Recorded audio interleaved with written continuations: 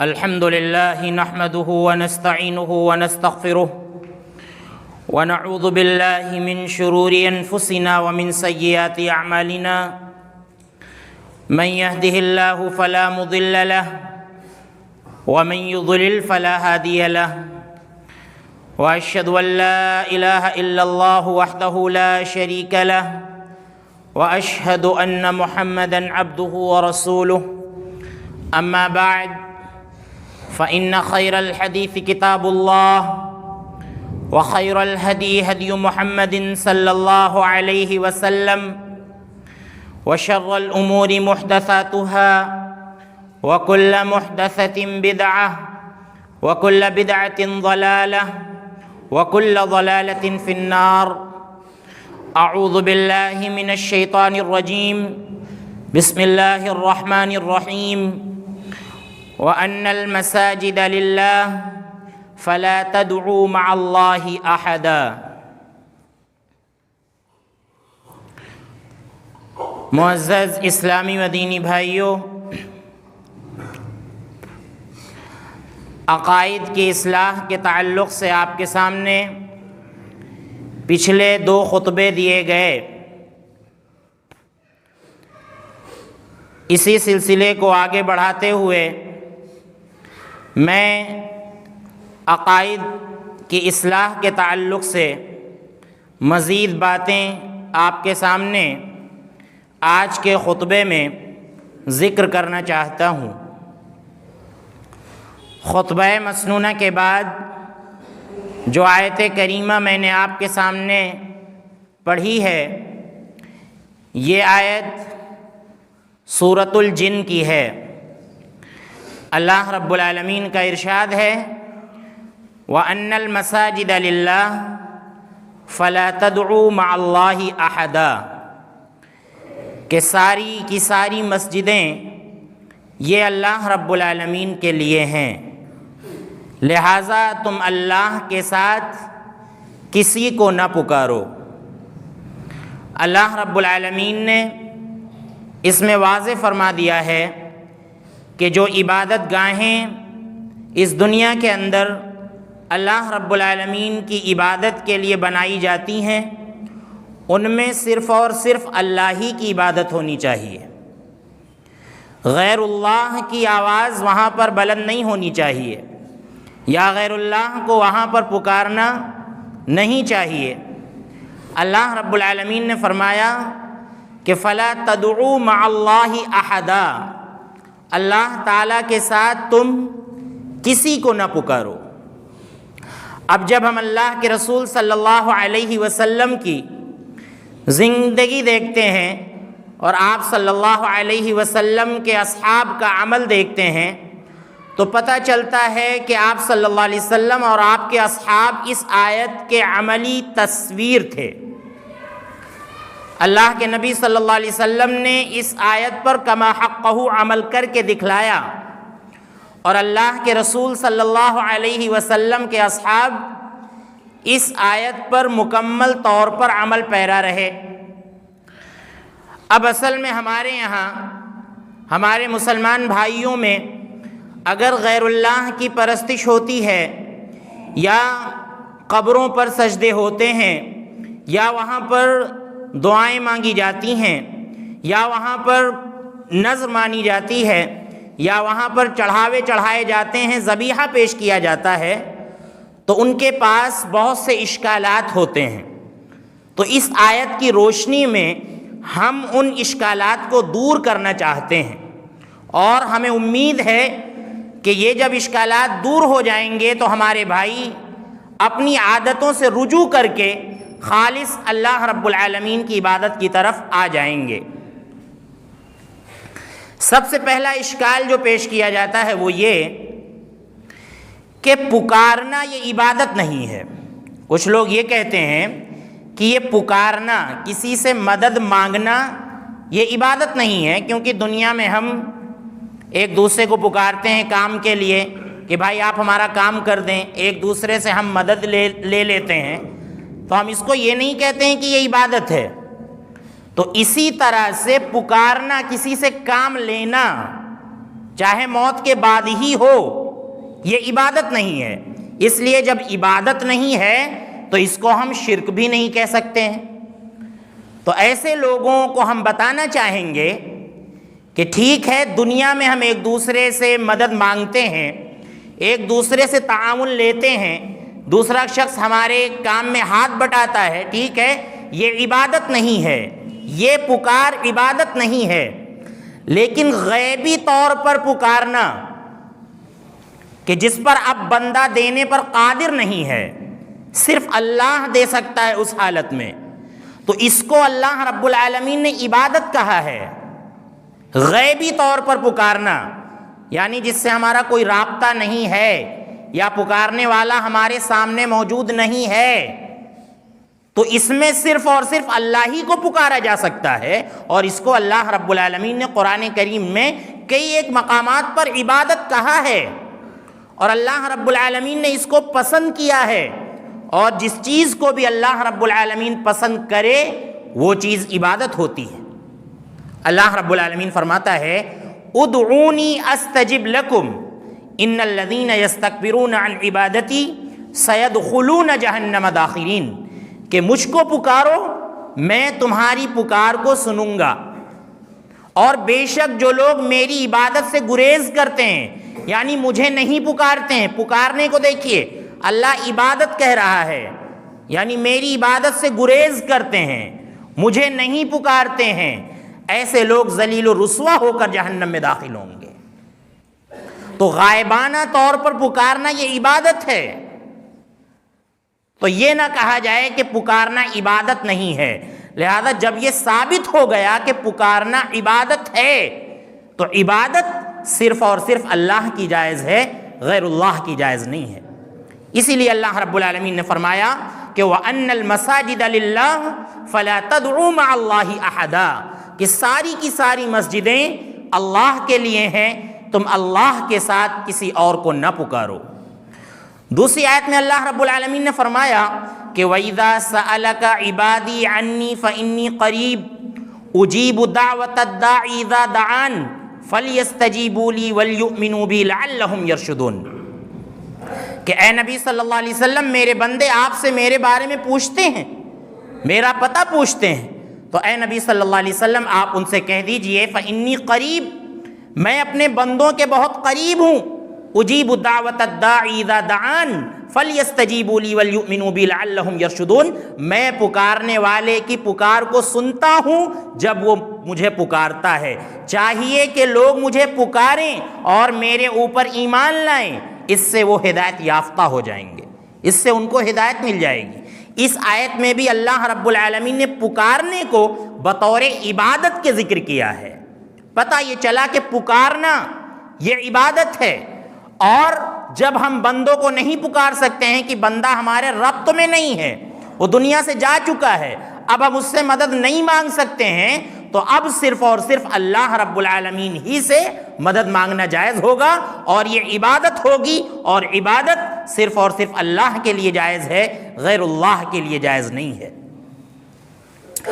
دوسرا اشکال یہ پیش کیا جاتا ہے کہ قرآن کریم میں جہاں بھی پکارنے سے منع کیا گیا ہے تو اس سے مراد بت ہیں، بت ہیں، وثن جسے کہتے ہیں یا صنم جسے بولتے ہیں، اس سے مراد بت ہیں، یہ مردے نہیں ہیں۔ آپ دیکھیے اللہ کے رسول صلی اللہ علیہ وسلم کی باتیں اس کے بھی خلاف ہیں۔ آپ صلی اللہ علیہ وسلم نے آخری عمر میں جو باتیں ارشاد فرمائی تھیں اس میں آپ صلی اللہ علیہ وسلم نے یہی کہا تھا کہ لا تتخذوا قبری وثنا یعبد، تم لوگ میری قبر کو بت نہ بنا لینا کہ اس کی عبادت کی جانے لگے۔ قبر بھی بت ہے، قبر بھی بت ہے۔ اس سے ثابت ہوا کہ ہر وہ آستانہ، ہر وہ جگہ، ہر وہ چیز کہ جس کی عبادت کی جائے اللہ کو چھوڑ کر وہ وثن ہے اور اس کی عبادت حرام ہے۔ تو یہ بھی اشکال ختم کر دیا جائے اپنے اندر سے کہ بت سے منع کیا گیا ہے، بت کو پکارنے سے منع کیا گیا ہے، قبر والوں کو پکارنے سے منع نہیں کیا گیا ہے، یہ اشکال بھی دور کر لیا جائے اور ایک اللہ کو پکار لیا جائے اور اس بات کو سمجھ لیا جائے کہ یہ پکارنا عبادت ہے، اور وَأَنَّ الْمَسَاجِدَ لِلَّهِ فَلَا تَدْعُوا مَعَ اللَّهِ أَحَدًا میں احدا کے اندر سارے لوگ داخل ہو گئے، سب داخل ہو گئے۔ فَلَا تَدْعُوا مَعَ اللَّهِ أَحَدًا، اللہ کے ساتھ کسی کو نہ پکارو۔ اب اس میں سب کچھ آ گئے۔ دنیا کے اندر اللہ رب العالمین کے علاوہ جتنے بھی لوگ ہیں، چاہے وہ انبیاء ہوں، چاہے وہ فرشتے جیسی عظیم مخلوق ہوں، ان کو بھی پکارنا حرام ہے، چاہے وہ درخت ہوں، پہاڑ ہوں، اور اسی طرح سے سورج، چاند ہو، زمین ہو، الغرض جتنی بھی بڑی بڑی مخلوقات ہیں، ان تمام مخلوقات کو پکارنا یہ ہمارے لیے حرام اور ناجائز ہو جائے گا۔ آپ دیکھیں اللہ رب العالمین دوسری آیت میں فرماتا ہے کہ وَمِنَ النَّاسِ مَن يَتَّخِذُ مِن دُونِ اللَّهِ أَندَادًا يُحِبُّونَهُمْ كَحُبِّ اللَّهِ وَالَّذِينَ آمَنُوا أَشَدُّ حُبًّا لِلَّهِ، کہ لوگوں میں سے کچھ لوگ ایسے ہیں جو اللہ رب العالمین کے ساتھ شریک بناتے ہیں، ند بولتے ہیں شریک کو، اور اس کی جمع آتی ہے انداد، اللہ کے ساتھ شریک بناتے ہیں۔ یحبونہم کحب اللہ، ان سے اسی طرح کی محبت کرنی چاہیے جس طرح کی محبت، ان سے اسی طرح کی محبت کرتے ہیں جس طرح کی محبت اللہ سے کرنی چاہیے۔ کچھ شریک بنا رکھے ہیں اور ان سے اس طرح کی محبت کرتے ہیں جس طرح کی محبت اللہ سے کرنی چاہیے۔ تو آپ دیکھیے اللہ کی محبت میں بندہ سجدہ کرتا ہے، اللہ سے محبت کرتا ہے بندہ تو اللہ کو پکارتا ہے، اللہ سے محبت کرتا ہے بندہ تو اللہ رب العالمین کے لیے نمازیں پڑھتا ہے۔ تو یہ محبت میں شرک ہے، محبت میں شرک ہے۔ جس طرح سے محبت ہم اللہ سے کرتے ہیں، اگر اس طرح کی محبت ہم غیر اللہ سے کرنے لگیں تو یہ شرک اکبر ہے، اللہ رب العالمین اس کو کبھی بھی معاف نہیں کرے گا۔ یحبونہم کحب اللہ، اللہ فرما رہا ہے اس سے اس طرح سے محبت کرتے ہیں کہ جس طرح سے محبت اللہ سے کرنی چاہیے۔ اللہ سے محبت میں بندہ سجدہ کرتا ہے، اللہ سے محبت میں بندہ دعائیں مانگتا ہے، اللہ رب العالمین سے محبت میں بندہ اللہ رب العالمین کے لیے ذبیحہ پیش کرتا ہے، اللہ رب العالمین سے محبت میں بندہ صرف اللہ رب العالمین کی قسم کھاتا ہے۔ اگر یہ سارے کام غیر اللہ کے لیے کیے جائیں تو گویا کہ ہم غیر اللہ سے اس طرح سے محبت کر رہے ہیں جس طرح سے اللہ سے محبت کرنی چاہیے، اور یہ شرک اکبر ہے، یہ بڑا شرک ہے۔ اور اسی طرح سے خوف کا بھی معاملہ ہے، اگر غیر اللہ سے اس طرح سے ڈرا جائے جس طرح سے اللہ سے ڈرنا چاہیے تو یہ بھی شرک اکبر ہے۔ بگڑی بنانے والا اللہ رب العالمین، ساری مصیبتوں کو لانے والا اللہ رب العالمین ہے، پریشانی دینے والا اللہ رب العالمین ہے، بیماری دینے والا اللہ رب العالمین ہے۔ اگر ان تمام چیزوں کا خوف اگر ہم غیر اللہ کے لیے کر دیں، غیر اللہ کا خوف بیٹھ جائے کہ فلاں بھی ہمیں بیماری دے سکتا ہے، فلاں بھی ہمیں مرض دے سکتا ہے، فلاں ہمارے اوپر مصیبت لا سکتا ہے، اگر ہم نے اس کے ہاں یہ کام نہ کیا تو ہماری بگڑ جائے گی اور ہمارے گھر میں جو ہے فلاں مصیبتیں آ جائیں گی، اس طرح کا خوف غیر اللہ کے بارے میں رکھنا یہ بھی شرک اکبر ہے، بہت بڑا شرک ہے۔ تو محبت اگر کسی سے کی جائے اللہ کی طرح تو یہ بھی شرک ہے، محبت میں شرک ہے۔ اگر ڈرا جائے کسی سے اللہ کی طرح تو یہ اللہ رب العالمین کے خوف میں شرک ہے۔ والذین آمنوا اشد حبا للہ، اللہ رب العالمین فرماتا ہے کہ لیکن جو لوگ ایمان لائے ہیں یہ بے انتہا محبت کرتے ہیں اللہ رب العالمین سے، اللہ رب العالمین کی محبت پر کسی چیز کو ترجیح نہیں دیتے ہیں، یہ اللہ رب العالمین کے دیوانہ ہوتے ہیں۔ اللہ رب العالمین کی بے پناہ محبت ایمان والوں کے اندر بیٹھی ہوتی ہے، یہ اللہ رب العالمین کے علاوہ کبھی بھی غیر اللہ کا منہ نہیں دیکھتے ہیں۔ اللہ رب العالمین فرماتا ہے وَلَوْ يَرَى الَّذِينَ ظَلَمُوا إِذْ يَرَوْنَ الْعَذَابَ أَنَّ الْقُوَّةَ لِلَّهِ جَمِيعًا وَأَنَّ اللَّهَ شَدِيدُ الْعَذَابِ، کہ جب یہ ظالم اللہ رب العالمین کے عذاب کو دیکھیں گے، جو غیر اللہ کو پکارتے ہیں، غیر اللہ کے درباروں میں جاتے ہیں، یا قبروں پر سجدہ کرتے ہیں، یا مزاروں پر چادریں چڑھاتے ہیں، یا وہاں پر ذبیحہ پیش کرتے ہیں، ان کے لیے نظریں مانتے ہیں، اللہ رب العالمین فرماتا ہے کہ جب یہ ظالم اللہ رب العالمین کے عذاب کو دیکھیں گے تو کہیں گے ان القوۃ للہ جمیعا وان اللہ شدید العذاب، تو قوت تو سب پوری کی پوری اللہ رب العالمین کے لیے ہے، پوری کی پوری طاقت، سارے کے سارے اختیارات تو یہاں پر اللہ رب العالمین کے لیے ہیں۔ تو ساری قوت، سارے اختیارات، مختار کل وہ صرف اور صرف اللہ رب العالمین ہے۔ اللہ رب العالمین کے پاس سارے اختیارات ہیں، اور اس بات کا اعتراف ظالم بھی کریں گے، اس دنیا کے اندر مشرک بھی اس بات کا اعتراف کریں گے، اس دنیا کے اندر کے قبر پرست بھی اس بات کا اعتراف کریں گے، سب اس بات کا اعتراف کریں گے کہ ان القوت للہ جمیعا، کہ تمام کی تمام قوت یہ اللہ رب العالمین کے لیے ہے، اور ان اللہ رب العالمین سخت عذاب دینے والا ہے، سخت عذاب دینے والا ہے۔ اذ تبرأ الذین اتبعوا من الذین اتبعوا ورأوا العذاب وتقطعت بهم الاسباب۔ اللہ رب العالمین فرماتا ہے کہ جن کی دنیا کے اندر پیروی کی جا رہی ہے، یہ سب پیروی کرنے والوں سے برات کا اظہار کر دیں گے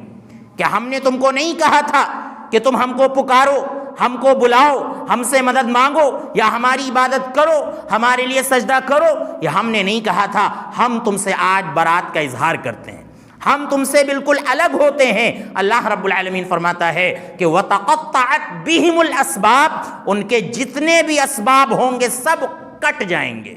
جتنے بھی اسباب دنیا کے اندر بنا رکھے تھے کہ یہ بھی ہمیں دے سکتا ہے، یہ بھی ہمیں دے سکتا ہے، یہاں سے بھی مرادیں پوری ہو سکتی ہیں، یہ بھی ہمیں شفا دے سکتا ہے، یہ بھی ہماری بیماری کو ٹھیک کر سکتا ہے، اللہ رب العالمین فرماتا ہے کہ آخرت میں یہ سارے اسباب منقطع ہو جائیں گے، سارے جھوٹے معبود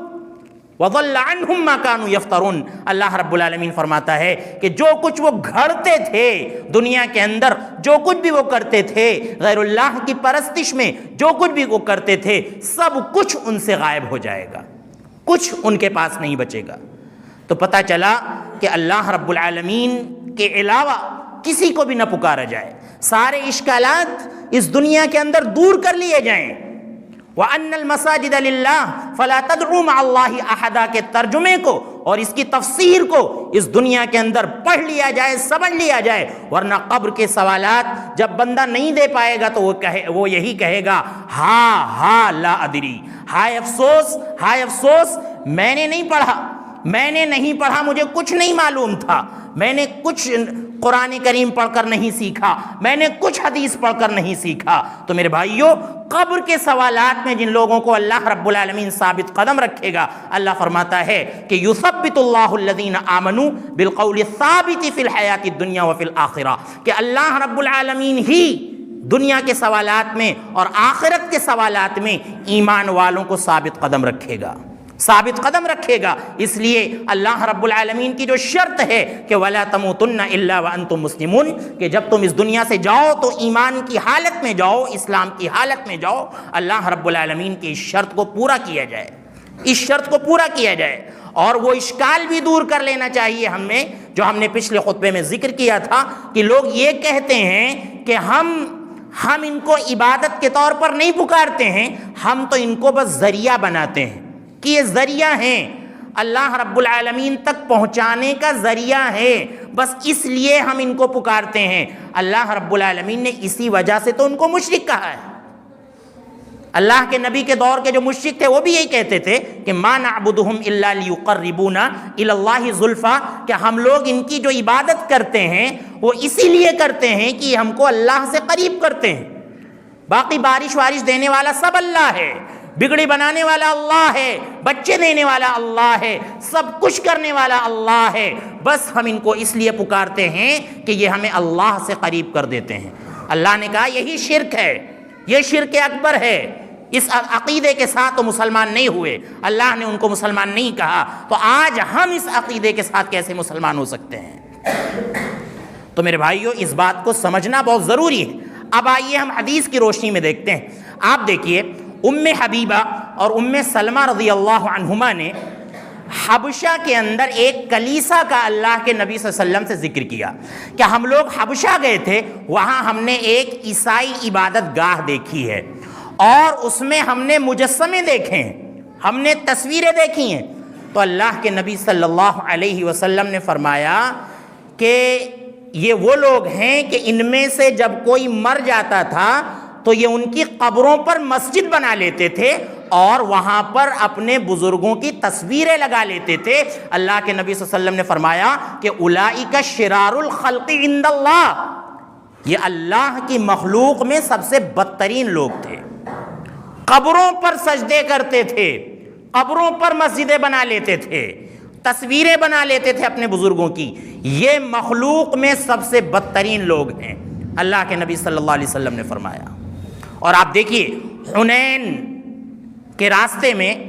جب ایک درخت پڑا تھا، اس کو ذات انوات کہا جاتا تھا، اس میں مشرکین اپنے ہتھیار کو لٹکاتے تھے، تبرکن لٹکاتے تھے۔ تو صحابہ اکرام کا وہاں سے گزر ہوا تو اللہ کے نبی صلی اللہ علیہ وسلم نے فرمایا کہ صحابہ اکرام نے فرمایا کہ اے اللہ کے نبی صلی اللہ علیہ وسلم، ایک ذات انوات اسی طرح کا میرے لیے بھی بنا دیجئے، ہم لوگوں کے لیے بھی بنا دیجئے کہ ہم بھی اس پر اپنے ہتھیار لٹکا لیا کریں۔ اللہ کے نبی صلی اللہ علیہ وسلم سخت غضبناک ہوئے اور اللہ کے نبی صلی اللہ علیہ وسلم نے فرمایا کہ اے مسلمانوں، اے لوگوں، تم نے تو آج مجھ سے وہی سوال کر لیا جو بنی اسرائیل نے موسیٰ سے کیا تھا، کہ اللہ رب العالمین نے ان کو صحیح سالم سمندر پار کرا دیا تھا بنی اسرائیل کو، اور فرعون سے وہ نجات پا گئے تھے۔ جب اس پار آئے تو انہوں نے دیکھا کہ کچھ لوگ اپنے معبودوں سے لگے ہوئے ہیں، کچھ لوگ اپنے بتوں سے لگے ہوئے ہیں، ان کی پرستش کر رہے ہیں۔ تو بنی اسرائیل نے کہا موسیٰ سے، یا موسیٰ اجعل لنا الہا کما لہم آلہہ، کہ اے موسیٰ ہمارے لیے بھی ایک معبود بنا دیجئے، جس طرح سے ان کے معبود ہیں، یہ لوگ عبادت کر رہے ہیں، ایسا کوئی ہمارا معبود بھی بنا دیجئے۔ موسیٰ علیہ السلام نے کہا اللہ کی قسم انکم قوم تجہلون، بڑے جاہل لوگ ہو تم لوگ، اللہ رب العالمین نے تم کو مصیبت سے نجات دی، فرعون کے ظلم و استبداد سے تم کو بچایا، اور تم اس پار آ کر پھر وہی غیر اللہ کی راگ الاپ رہے ہو اور پھر غیر اللہ کی عبادت کے لیے کہہ رہے ہو۔ تم نے ان ہؤلاء متبر ما هم فیہ وباطل ما كانوا يعملون، یہ جس پر لگے ہوئے ہیں، جو کچھ کر رہے ہیں، اس پر جھاڑو پھرنے والی ہے، یہ سب برباد ہونے والا ہے، وباطل ما كانوا يعملون، اور جو کچھ یہ کر رہے ہیں یہ سب باطل ہے، سب باطل ہے۔ تمہیں صرف اور صرف ایک اللہ کی پرستش کرنی چاہیے، ایک اللہ کی عبادت کرنی چاہیے۔ آپ دیکھیے اسی طرح کی باتیں اللہ کے رسول صلی اللہ علیہ وسلم نے اپنی زندگی کے آخری عمر میں کہی تھیں۔ اور آپ دیکھیے خلافت فاروقی کا واقعہ ہے، حضرت عمر بن خطاب رضی اللہ عنہ کے دور میں سن 17 ہجری میں تستر فتح ہوا تھا۔ جب وہ علاقہ فتح ہوا تھا، ابو موسیٰ اشعری رضی اللہ عنہ اس میں امیر المومنین تھے، انہوں نے جب وہ علاقہ فتح کیا تو انس بن مالک رضی اللہ عنہ کہتے ہیں کہ ہم نے وہاں پر ایک نعش دیکھی، ایک میت دیکھی، مصنف ابی شیبہ کی صحیح روایت ہے، ایک نعش دیکھی اور اس کی جو ناک تھی وہ ہمارے ہاتھ کے برابر تھی۔ تو اب ہم لوگ پریشان ہو گئے کہ اس کے ساتھ ہم لوگ کیا معاملہ کریں۔ تو پھر عمر بن خطاب رضی اللہ عنہ کی طرف ابو موسیٰ اشعری رضی اللہ عنہ نے خط لکھا کہ اس کے ساتھ کیا معاملہ کیا جائے۔ عمر بن خطاب رضی اللہ عنہ کا جواب آیا کہ یہ کسی نبی کی نعش ہے، یہ کسی نبی کی نعش ہو سکتی ہے، کیونکہ اللہ رب العالمین نے زمین پر نبیوں کی نعش کو حرام قرار دیا ہے، مطلب زمین اس کو کھا نہیں سکتی ہے، اور آگ جو ہے نبی کی میت کو جلا نہیں سکتی ہے۔ دوسری روایت میں ذکر ہے کہ بتایا جاتا تھا کہ حضرت دانیال علیہ السلام کی شاید وہ میت تھی، نعش تھی۔ تو عمر بن خطاب رضی اللہ عنہ نے لکھ کر بھیجا کہ تم یعنی ابو موسیٰ اشعری تم اس کو کسی گمنام جگہ پر لے جا کر دفن کر دو، کسی گمنام جگہ پر لے جا کر دفن کر دو۔ اور روایت میں ذکر ہے کہ وہاں کے جو لوگ تھے، جو وہ عجمی لوگ تھے، وہ اس نعش سے بارش طلب کرتے تھے اور غلبہ مانگتے تھے دشمنوں پر غلبہ مانگا کرتے تھے اور بارش طلب کیا کرتے تھے۔ حضرت عمر بن خطاب رضی اللہ عنہ نے کہا کہ تم دونوں اس کو کسی گمنام جگہ پر دفن کر دو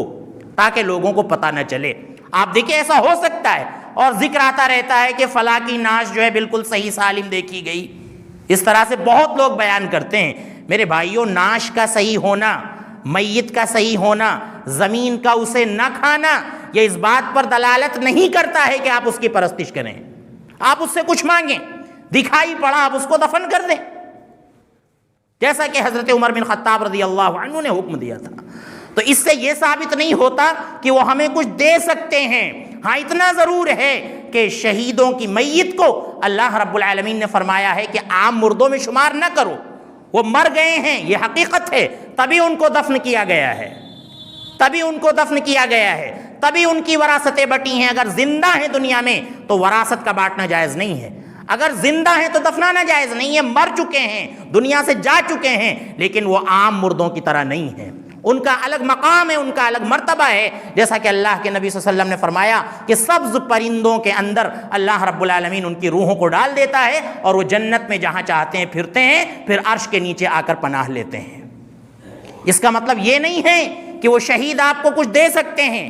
آپ کو کچھ عطا کر سکتے ہیں، ایسا کچھ بھی نہیں ہے، ایسا کچھ بھی نہیں ہے۔ لہذا اس حقیقت کو بالکل سمجھ لیا جائے۔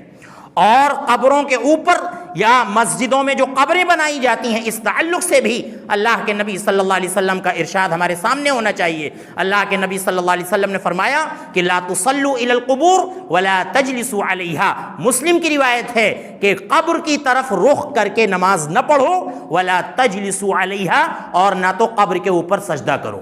اللہ کے نبی صلی اللہ علیہ وسلم کا واضح ارشاد ہے، وَلَا تَجْلِسُوا عَلَيْهَا، اور نہ تو قبر پر بیٹھو اور نہ تو قبر کی طرف رخ کر کے نماز پڑھو،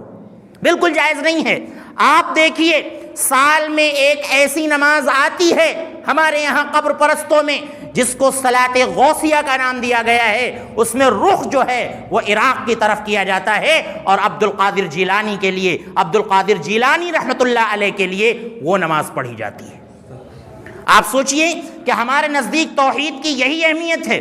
کتنا بڑا اللہ رب العالمین کا ہم پر کرم ہے کہ اللہ رب العالمین نے ہم کو ایمان والا بنایا ہے۔ توحید کی ہمارے یہاں یہی قدر ہے، توحید کی ہمارے یہاں یہی اہمیت ہے۔ میرے بھائیو ہم ترسیں گے، یقیناً اللہ رب العالمین نے فرمایا ہے کہ اگر کافر اور جس کا ایمان درست نہیں ہوگا زمین بھر کر اگر سونا خرچ کرے آخرت میں اور کہے کہ اے اللہ مجھے نجات دے دے، میرا کفر معاف کر دے، میرا شرک معاف کر دے، اللہ فرماتا ہے کہ ما تقبل من احدهم ملء الارض ذهبا، کہ ایک زمین بھر کر سونا بھی ان سے قبول نہیں کیا جائے گا، زمین بھر کر سونا ان سے قبول نہیں کیا جائے گا۔ یہ ہے ہمارے ایمان کی اہمیت۔ لہذا اس ایمان کی حفاظت کریں اور اس ایمان کو صرف اللہ رب العالمین کے لیے خالص کریں، توحید کو سمجھیں، اور اس طرح سے قبر پرستی جو ہم کر رہے ہیں بہانے بنا کر، اس کو بالکل ہمیں چھوڑ دینا چاہیے۔ آپ دیکھیے اللہ کے نبی صلی اللہ علیہ وسلم کے قبر کے تعلق سے ارشادات ہیں، آپ صلی اللہ علیہ وسلم نے قبر کے اوپر عمارت بنانے سے منع فرمایا، پکی قبر بنانے سے منع فرمایا، چونا گچ کرنے سے اللہ کے نبی صلی اللہ علیہ وسلم نے منع فرمایا، چراغا کرنے سے قبر کے اوپر اللہ کے نبی صلی اللہ علیہ وسلم نے منع فرمایا۔ اور جب لوگوں سے کہا جاتا ہے تو لوگ یہ کہتے ہیں کہ اللہ کے نبی صلی اللہ علیہ وسلم کی قبر پر بھی تو گنبد بنا ہوا ہے، اللہ کے نبی صلی اللہ علیہ وسلم کی قبر پر جو گنبد بنا ہوا ہے اس سے کوئی بھی راضی نہیں تھا۔ 678 میں ایک بادشاہ تھا، مصر کا منصور نام تھا، اس نے اللہ کے نبی صلی اللہ علیہ وسلم کی قبر پر سب سے پہلے جنگلہ لگوایا تھا، ایک جالی لگوائی تھی۔ اس کے بعد الملک الناصر اور الملک الاشرف، یہ دو بادشاہ تھے، یہ دو بادشاہ تھے، ان دونوں نے مل کر اللہ کے نبی صلی اللہ علیہ وسلم کی قبر کو موجودہ شکل دی ہے، موجودہ شکل دی ہے۔ ورنہ اس زمانے کے علماء وہ روک نہیں پائے، کیونکہ بادشاہ ان پر حاوی تھا، علماء اس دور میں روک نہیں پائے، لیکن سب کا فتویٰ اس کے خلاف تھا کہ اللہ کے نبی صلی اللہ علیہ وسلم کی قبر پر جو عمارت بن رہی ہے یہ غیر شرعی ہے۔ اور آج بھی عرب کے علماء کا یہی فتویٰ ہے کہ اللہ کے نبی صلی اللہ علیہ وسلم کی قبر پر جو بھی پکا کام ہوا ہے وہ بالکل غیر شرعی ہے، غیر شرعی ہے۔ اس طرح سے گنبد بنانا کسی بھی قبر پر جائز اور درست نہیں ہے۔ اگر وہ بنایا گیا ہے تو بہت ساری اس میں حکمتیں ہیں، ورنہ اللہ کے نبی صلی اللہ علیہ وسلم نے اس انداز سے قبروں کے ساتھ سلوک کرنے سے بالکل منع کیا ہے۔ وہیں آپ دیکھیں دنیا کے سب سے بڑے اولیاء، انبیاء کے بعد سب سے بڑے اولیاء صحابہ کرام، ان کی قبریں بقیع الغرقد کے اندر موجود ہیں۔ اما عائشہ کی قبر آپ دیکھ لیں اور بقیہ صحابہ کرام کی قبر آپ دیکھ لیں، بالکل سادہ انداز میں بنی ہوئی ہیں، کوئی قبر پرستی نہیں، کسی قسم کی کوئی خرافات نہیں وہاں پر۔ لہذا اس بات کو ہم اچھی طرح سے سمجھیں، قبر پرستی جو ہمارے یہاں کسی بھی انداز کی پائی جاتی ہے، اس کو ہم اپنے اندر سے بالکل نکال پھینکیں۔ قبر پرستی کے بارے میں اللہ کے نبی نے فرمایا کہ یہ جو لوگ کرتے ہیں اولئک شرار الخلق عند اللہ، یہ اللہ رب العالمین کے ہاں سب سے بدترین مخلوق ہیں۔ اس بات کو اچھی طرح سے سمجھ لینا چاہیے ہمیں، توحید کی اہمیت کو سمجھ لینا چاہیے ہمیں۔ اللہ رب العالمین ہمیں اس بات کی توفیق عطا فرمائے، اللہ رب العالمین ہمیں ایمان پر ثابت قدمی عطا فرمائے، اللہ رب العالمین ہمیں قرآن و سنت کے مطابق ہمیں اپنے مسائل حل کرنے کی توفیق عطا فرمائے۔ اے اللہ ہمارے درمیان سے شرک و بدعات کا خاتمہ فرما، اللہ توحید و سنت پر چلنے کی توفیق عطا فرما۔ اللہ جن بھائیوں نے دعا کی گزارش کی ہے ان کی تمام جائز تمناؤں کو قبول فرما، اگر وہ بیمار ہیں تو انہیں شفائے کاملہ عاجلہ عطا فرما۔ اے اللہ ہمارے والدین پر رحم فرما، اے اللہ ہمارے بوڑھے لوگوں پر رحم فرما۔ اے اللہ جب تک ہمیں اس دنیا میں رکھ ایمان کی حالت میں رکھ، جب ہمارا خاتمہ ہو ایمان کی حالت میں ہو۔ آمین۔ وآخر دعوانا ان الحمد للہ رب العالمین۔